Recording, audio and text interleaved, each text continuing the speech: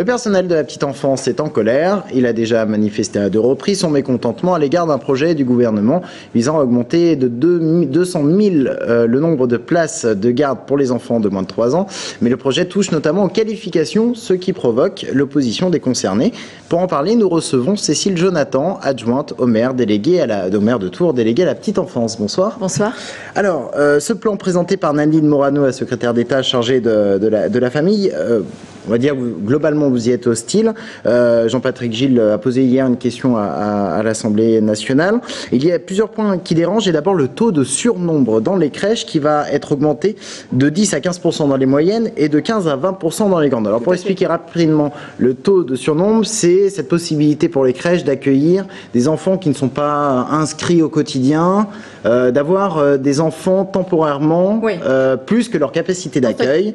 En fait, peut-être que ce soit bien clair pour tout le monde, il y a ce qu'on appelle un agrément qui est déterminé par non seulement la qualification du personnel, la présence réelle auprès des enfants de ce personnel et puis la superficie des locaux.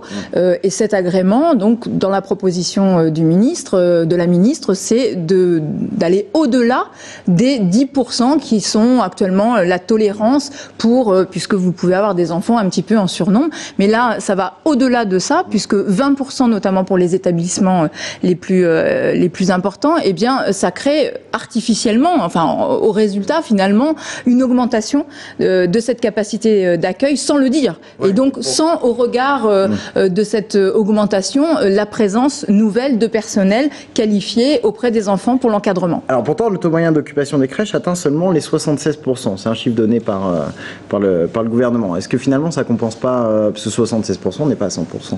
Non, on n'est pas à 100%, mais on ne le sera jamais à 100%. D'abord parce que les enfants sont malades, il peut y avoir des absences comme dans toute organisation, ça c'est une chose. Et puis d'autre part, ce sont des enfants qui, on ne peut pas simplement aller vers l'accueil des enfants et si un enfant n'est pas là, en accueillir un autre. On n'est pas simplement sur du remplacement d'enfants. Et il faut bien comprendre, et c'est vrai que c'est compliqué pour les familles. Je crois que c'est là-dessus où il y a une difficulté, c'est que aujourd'hui des familles sont en attente de places de crèche et le gouvernement fait des annonces qui semblent régler le problème d'un coup de cuillère à peau comme ça. Or c'est pas magique.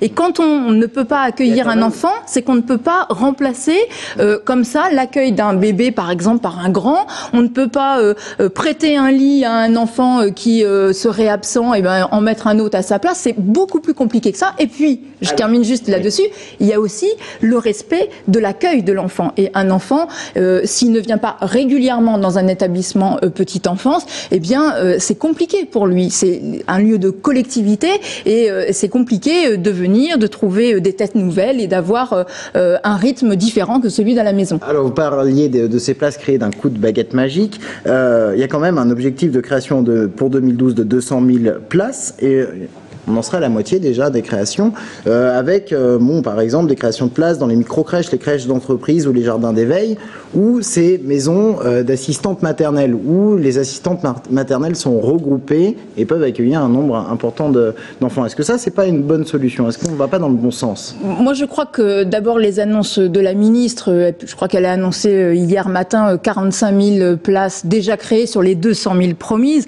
Je crois qu'il faut être honnête, ce ne sont pas des places créées.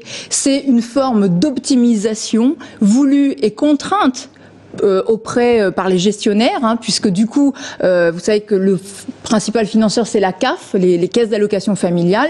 Et aujourd'hui, les caisses d'allocation familiale, c'est vrai, ont un regard très de gestionnaire, de contrôle de l'argent public, ce qui est une très bonne chose. Mais du coup, et c'est d'ailleurs, je reviens par rapport au pourcentage d'augmentation qui peut paraître très technique pour les familles, le risque aujourd'hui, c'est que au lieu d'avoir une souplesse d'augmentation jusqu'à 20%, eh bien que les 20% supplémentaires soit la norme et que donc on demande aux gestionnaires de toute façon de faire du remplissage. Alors pour répondre à votre question sur les regroupements d'assistantes maternelles... Il y a aussi les micro-crèches, les crèches d'entreprise, tout ça. Est-ce que il faut privilégier ça? Je crois que pour avoir participé à pas mal de groupes de travail, notamment avec l'Association des maires de France, toutes les propositions, les nouvelles formes d'accueil peuvent être étudiées et là-dessus, les élus, comme les professionnels d'ailleurs, ne sont pas hostiles à ça. Là, ce qu'on nous propose avec les regroupements d'assistantes maternelles, maternelles et ce qu'on appelle les maisons d'assistantes maternelles, c'est un peu différent puisque ça échappe complètement, en tout cas pour le moment, dans les propositions qui sont faites, à le décret petite enfance, c'est-à-dire à la législation qui régit justement l'accueil de la petite enfance dans notre pays.